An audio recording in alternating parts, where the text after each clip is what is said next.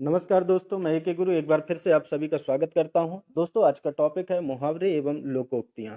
ये टॉपिक सभी एग्जाम के लिए बहुत ही महत्वपूर्ण है और स्पेशली अभी जो एग्जाम चल रहा है एमपी पटवारी का, इसमें इससे 2 से 3 प्रश्न पूछे जा रहे हैं। तो आज मैं ऐसे प्रश्न लेके आया हूं जिनकी संभावना 95% से ज़्यादा है कि ये आएंगे ही आएंगे, क्योंकि ये बहुत ही प्रचलित मुहावरे हैं।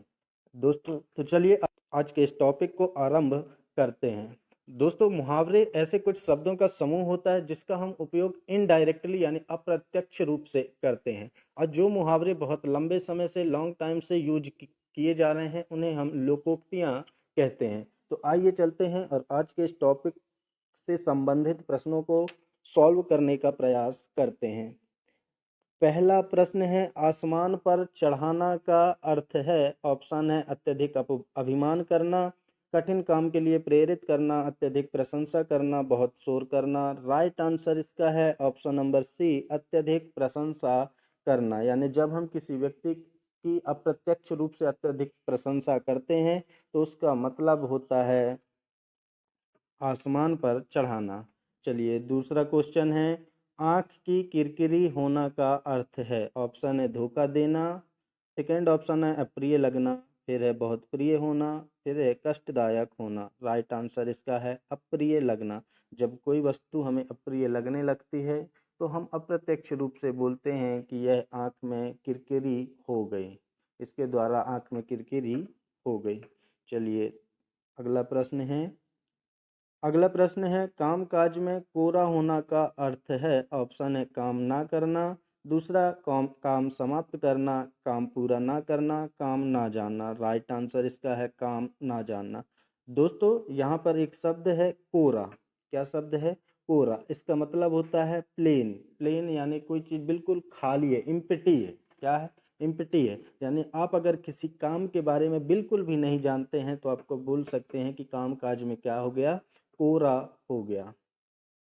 अगला प्रश्न देखते हैं। अगला प्रश्न है, टांग अड़ाना का अर्थ है। ऑप्शन है बदनाम करना, अवरोध पैदा करना, गलत काम करना, बिना कारण लड़ना।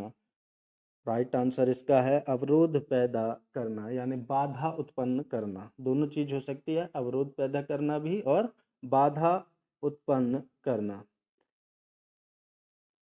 चलिए अगला प्रश्न है अपने पास, नाश कर देने के लिए मुहावरा है। ऑप्शन है पानी में आग लगाना, पानी फेर देना, पानी भरना, या पानी पानी होना। तो दोस्तों इसका राइट आंसर है पानी फेर देना।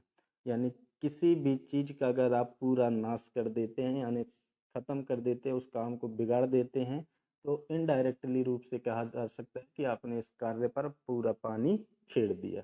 ठीक है। चलिए अगला प्रश्न देखते हैं।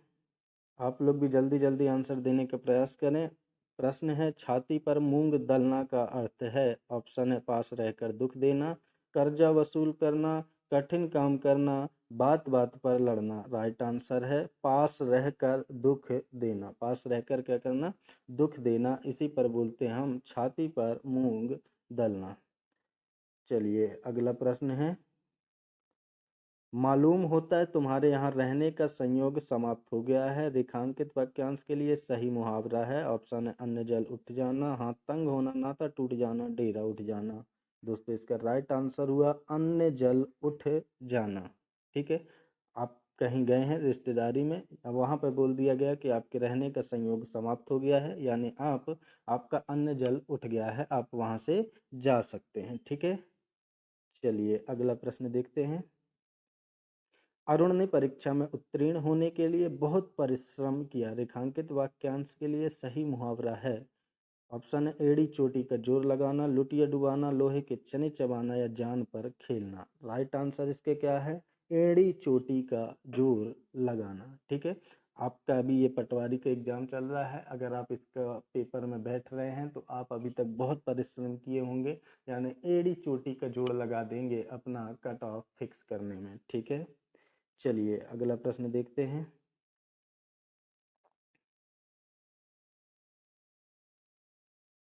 प्रश्न है कि कच्चे घड़े पानी भरना का अर्थ है। ऑप्शन है कमजोर से मदद की उपेक्षा करना, कठिन काम करना, ठीक ढंग से काम ना करना, मूर्खतापूर्ण कार्य करना।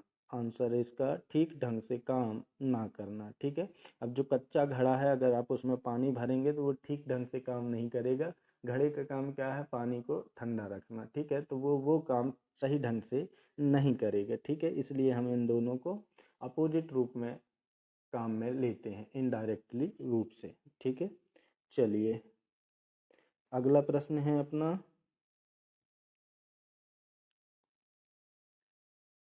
मखमली जूते मारना का अर्थ है। ऑप्शन है, व्यंग करना, धनी व्यक्ति को प्रताड़ित करना, मीठी बातों से लज्जित करना, अपमानित करना। राइट आंसर इसका है मीठी बातों से लज्जित करना।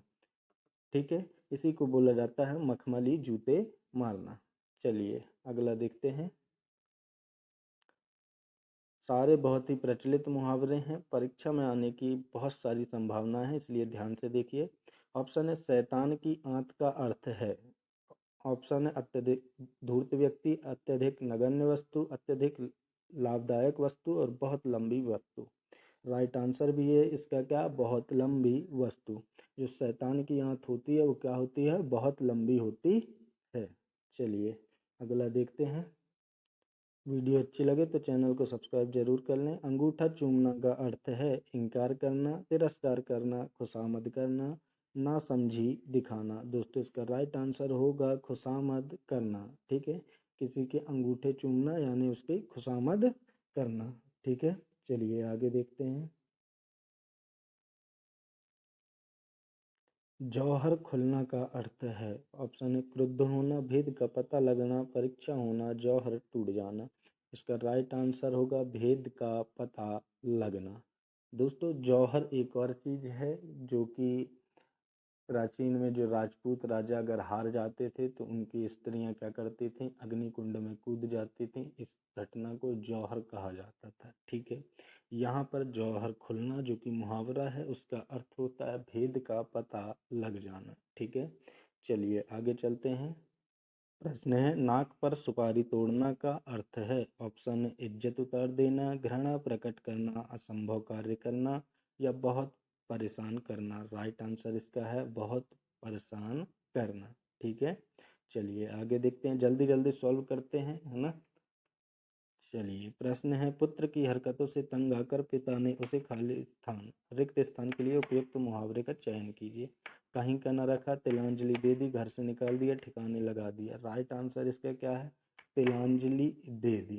ठीक है, तिलांजलि बेसिकली क्या होता है, जब कोई व्यक्ति एक्सपायर हो जाता है तो उस पर तिलांजलि दी जाती है, यानी तिल जो एक पौधा होता है तिल का, उसके दाने को उस व्यक्ति के ऊपर छिटका जाता है या रखा जाता है। ठीक है, उससे मतलब होता है कि अब ये व्यक्ति से हमारे संबंध खत्म, वो चले गए, है ना। उसी तरह से जब पुत्र की हरकतों से तंग आ जाता है कोई पिता, तो वो इसी तरह के वाक्यों का यूज करता है कि तुमको हमने तिलांजलि दे दी, यानी तुम हमारे लिए मर गए, तुम हमारे लिए अब नहीं रहे। ठीक है, तो दोस्तों ये थे सारे 15 मुहावरे, इनमें से एक दो तो आ ही जाएंगे। आप अच्छे से पूरी वीडियो को देख लें। तो चलिए मिलते हैं अगली क्लास में अगले टॉपिक के साथ। धन्यवाद।